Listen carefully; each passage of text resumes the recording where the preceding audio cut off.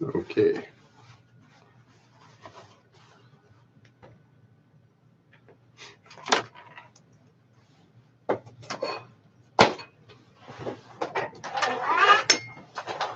All right.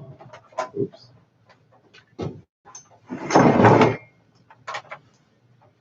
All right. Good evening. Sorry about that. I had to run out and do an errand.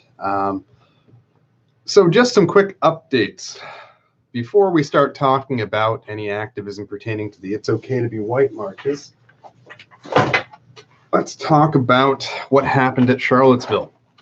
What happened at Charlottesville was the frame up of a bunch of peaceful activists such that their leadership hierarchies could be entangled in lawsuits and demoralized.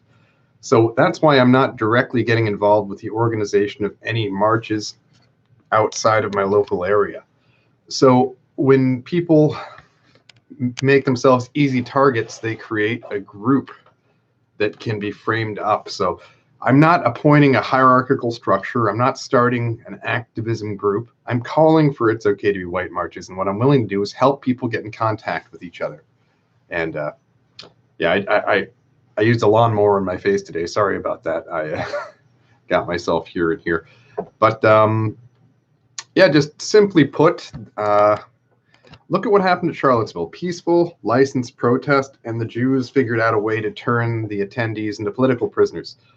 Discord, turns out, the whole time was just an SPLC spying operation on the Goyim who were organizing for the peaceful activism. And Jewish provocateurs showed up in mass. Now, it's safe to assume that Jews are going to show up and try and make anyone that protests Jewish genocidal tendencies, they're going to try and make you out to look the way they want to present you to the media, which is violent, loud, threatening. Think about the way they portray white people that have a problem with Jewish power historically in the movies. They try and make you look like you're uneducated, dumb, violent, all these other things.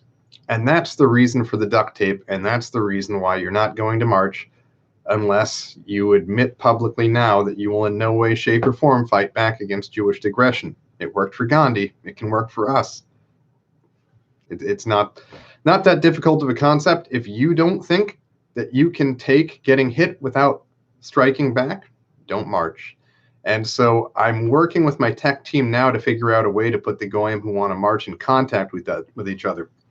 I've got some groups that are offering 15 or 20 students to march, and I'm trying to figure out how to put people in contact without some journalist or some Jew getting involved and trying to dox everyone. And so I'm still figuring out the logistics of helping people figure out how to get in contact with other people who want to march without giving the Jews a bunch of email addresses inadvertently. So I'm still working on this, how to coordinate getting you guys together without me actually becoming someone who's coordinating all of these. These don't even all happen on the same day.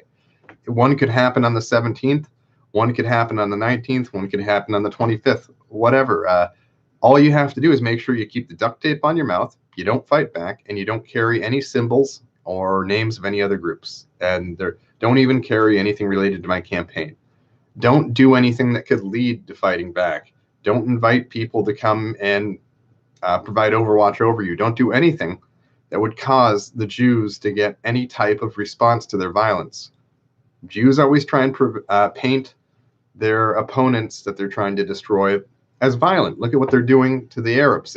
The Jews have been putting out movies since the 70s or the 60s where they just show Arabs and Middle Easterners and the people that inhabit the countries they wish to conquer as violent psychopaths. And that's how they want to portray us. And that's how they portray anyone that has a problem with Jewish supremacists. So don't give them any ammunition. If somebody shows up and he starts being a provocateur, he's either a Jew or someone that is under the control of the Jews. So one of my goals with not having too centralized of marches and making sure that we don't all converge on one area and that we stay in small groups all over the country is because it makes it harder for the Jews to try and make all of those different marches look violent. And without question, the Jews are going to try and do something. They always do. So duct tape, don't fight back. Don't do anything that could lead to fighting back. No symbols of any other groups. The Jews are going to try and insert people carrying swastika flags, yelling at random people, and just try and make us look like violent thugs. Now, the duct tape and the do not fight back thing is the brilliant thing behind this, because if people stick to that, it's obvious who's not sticking to that. And I've already given you the MO of how Jews operate. So the biggest ones are looking to be New York City. I've got a group of about 25 for the Bay Area. We have to figure out where we can march without needing a permit with that number of people. New York City's looking like a big one. Seattle's looking like a big one.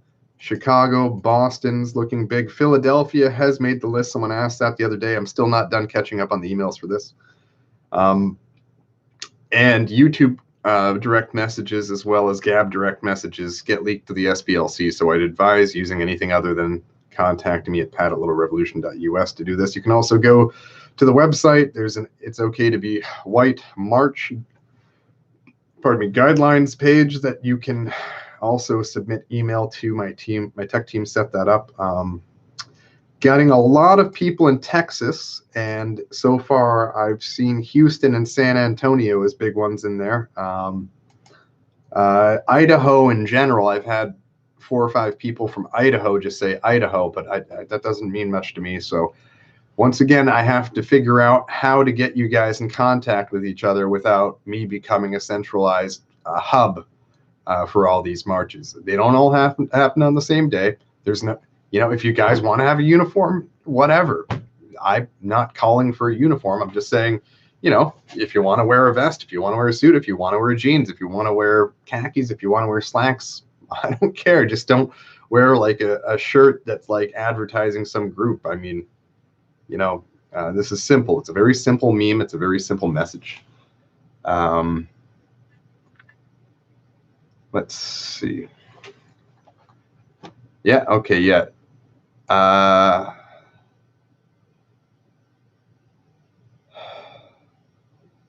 Yeah, that's about it. I've got to attend to some family matters tonight, so I'm cutting this one a little bit short. Let me look at the questions here real quick.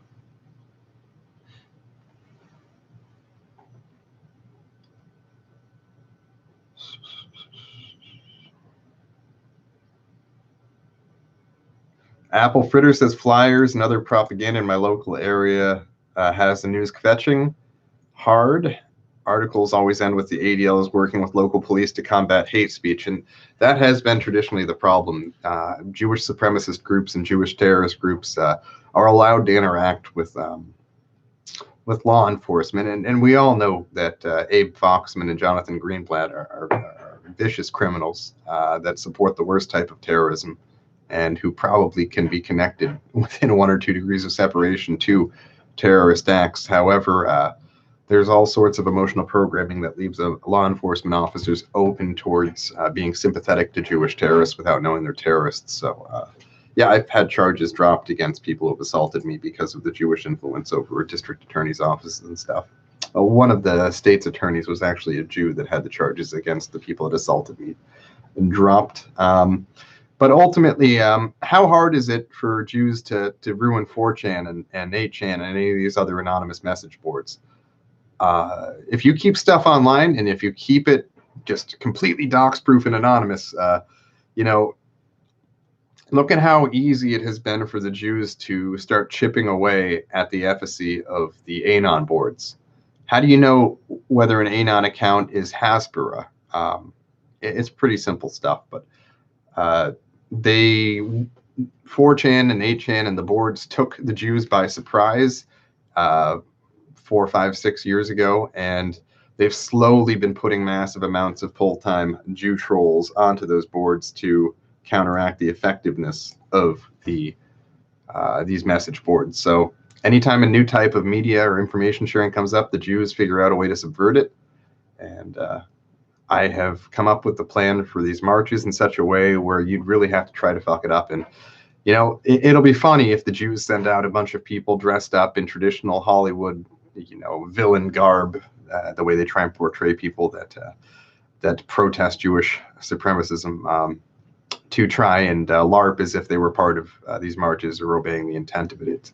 It's going to be funny watching whatever tricks the Jews have up their sleeve, but keep to my advice, my instructions, which are very plainly laid out, and the Jews will not get what they want, and will get good video and photos of whatever provocateurs the Jews try and send out. And this will be the best opportunity that we have to study Jewish provocateur tactics. Because literally, if you keep the instructions I provided, this is foolproof. So have a good one, and I'm going to head off and take care of some family duties. Have a good one, Golim, and remember, you don't have to be white to take part in this. But the only message allowed, or well, that I want, is it's okay to be white. And there'll be other activism to follow if we pull this off successfully, which you literally have to try to fuck this up to get this wrong. It's so simple. Have a good one. Good night. Oh, by the way, the earliest dates we're looking at is around the 17th. All right, I'm out. Bye.